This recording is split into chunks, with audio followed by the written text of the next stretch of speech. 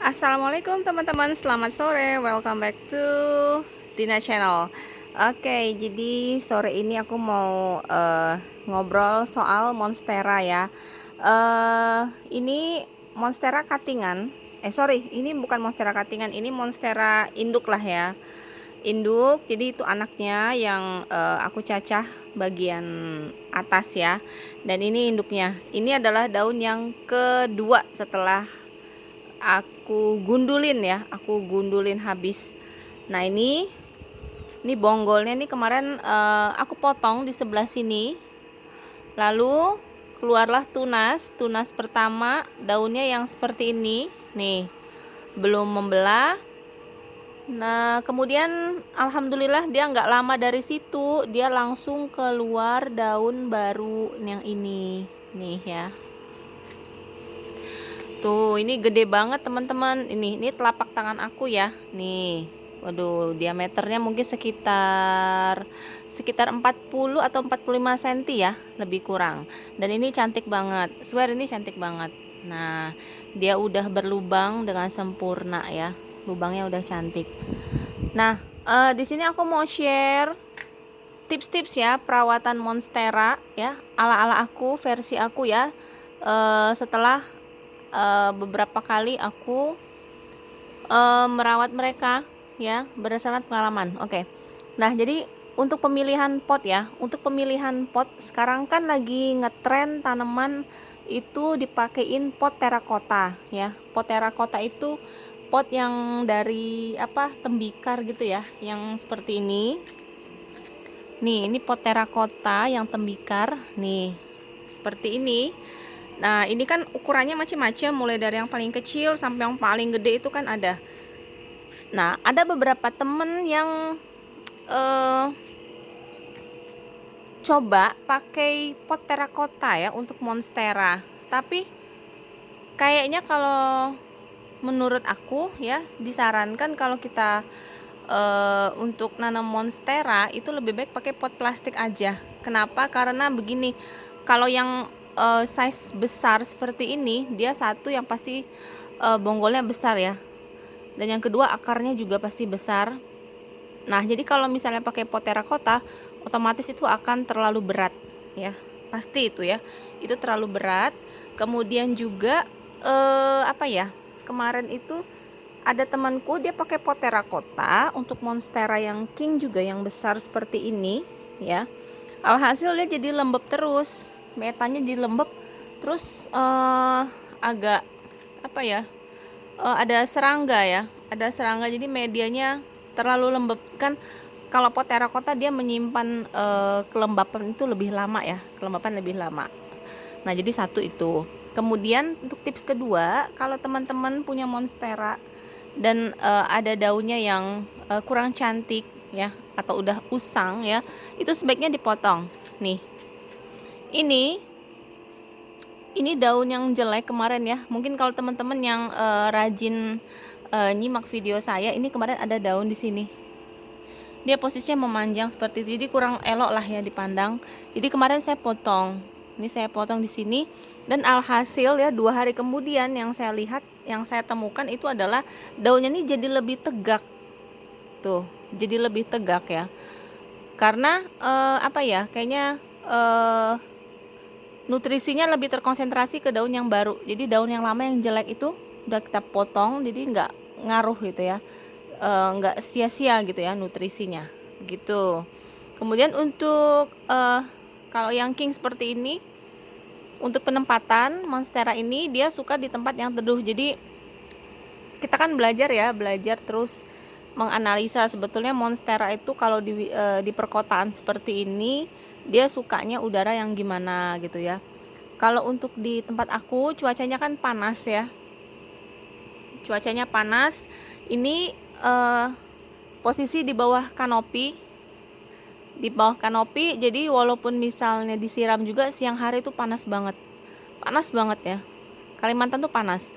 Nah, jadi sudah aku geser beberapa titik ya, kadang aku pindahin ke pojok, kadang aku masukin ke dalam, kadang juga aku pindahin ke sana dekat pohon melati, dan akhirnya aku aku perhatiin kayaknya dia udah nyaman di posisi sini. Karena apa? Di sini tuh anginnya cukup banyak ya. Areanya area yang berangin, matahari nggak kena langsung, jadi sirkulasi udaranya bagus, tapi dia tetap apa ya, kena eh, sinar matahari secara tidak langsung gitu. Nah gitu ya. Nah terus juga ada yang komen di video-video aku yang terdahulu ya, kenapa monsteranya dijemur. eh Monstera yang dulu yang di video-video tahun mungkin sekitar 2017 itu ada monstera size baby ya, size bukan size baby sih ya, size remaja yang seperti inilah kira-kira. Ini yang segede ini, kira-kira setinggi ini. Itu kenapa saya jemur pagi, karena kemarin itu posisinya monstera ini saya letakkan indoor, full indoor. Jadi kalau seminggu 2 kali itu saya jemur, tapi jemur matahari pagi loh ya, bukannya dijemur full sun sampai panas gitu, enggak. Jadi sesuaikan dengan tingkat kepanasan matahari di tempat teman-teman. Jadi tidak ada patokan harus sampai pukul berapa, itu enggak ada. Jadi kalau misalnya panasnya udah mulai nyenget, udah masukin deh monsteranya gitu ya. Jadi buat teman-teman jangan salah paham ya. Kenapa monstera itu saya jemur, karena memang saya letakkan indoor full di dalam rumah. Dan sekarang ini tidak ada yang saya jemur ya teman-teman. Karena apa? Karena memang saya letakkan outdoor, tapi semi ya, semi outdoor. Untuk teman-teman yang nggak punya, yang nggak pakai kanopi seperti ini ya, nih kanopi seperti ini teman-teman, kalian bisa pakai paranet. Kalau perlu double paranet kalau memang daerah kalian tuh cukup terik mataharinya ya. Jadi untuk monstera dia seneng daerah yang berangin ya, nggak kena sinar matahari langsung. Pokoknya adem-adem gitu ya, adem-adem. Nah gitu. Jadi kalau ada yang komen misalnya kenapa saya jemur monstera, itu juga karena mereka tetap butuh sinar matahari gitu ya. Jadi bukannya tanaman itu dijemur supaya apa gitu, bukannya, karena memang setiap tanaman yang indoor itu semuanya tetap perlu dengan sinar matahari. Tanaman apapun itu ya, baik itu aglonema juga sama ya. Semuanya perlu sinar matahari. Itu kalau kalian tempatkan di dalam rumah. Dan kebetulan di posisi dalam rumah aku itu mataharinya kurang masuk gitu ya. Kurang masuk. Sirkulasi mataharinya kurang bagus. Jadi harus dijemur. Nah, kembali lagi ke King Monstera ya. Satu, untuk pemilihan pot, kalau aku sarankan lebih baik pakai pot yang plastik. Kalaupun teman-teman pengen pakai pot terakota, sebaiknya mungkin hanya untuk covernya saja ya, untuk unsur estetik ya, untuk estetik. Tapi kalau untuk yang segede ini, saya sarankan kayaknya kalian pakai plastik aja, lebih praktis, lebih ringan gitu ya. Nah kemudian apalagi ya, kalau ada daun-daun yang jelek ya, sebaiknya dipotong saja, jangan sayang-sayang ya. Tuh seperti ini juga sebetulnya sih kalau mau dipotong sih nggak masalah ya, karena dia udah keluar daun baru juga. Tuh seperti ini. Tuh. Jadi kalau untuk penyiraman ya, untuk penyiraman Monstera King ini tidak aku siram setiap hari, tapi aku siram mungkin sekitar 5 hari sekali ya. Kalau setiap hari dia nanti busuk dong ya. Jadi untuk yang tanya apakah disiram setiap hari, enggak ya. Jadi kalau misalnya kalian cek deh ya, apakah medianya udah kering. Kalau medianya udah kering, kalian mesti korek dulu ke dalam seperti ini. Nih, ini kan masih lembab karena memang tadi siang baru aku siram. Nah jadi seperti ini nggak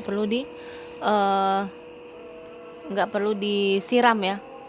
Tunggu dia sampai betul-betul kering ya, baru kita siram full ya. Oke. Nah jadi gitu teman-teman, itu tips aku selama aku ngerawat monstera. Kan kadang ada error, kadang ada juga yang mati, kadang juga ada yang busuk ya. Jadi nggak selamanya itu berhasil ya. Ada juga beberapa tanaman yang harus mati ya di tangan aku. Nah jadi dari pengalaman itu kita belajar tuh. Nah jadi itu deh tips-tips untuk kalian yang pengen merawat atau memelihara monstera ya. Mumpung lagi ngetren banget ya monsteranya. Coba-coba. Selamat belajar. Thank you for watching. Semoga bermanfaat ya tips dari aku. Thank you. Assalamualaikum.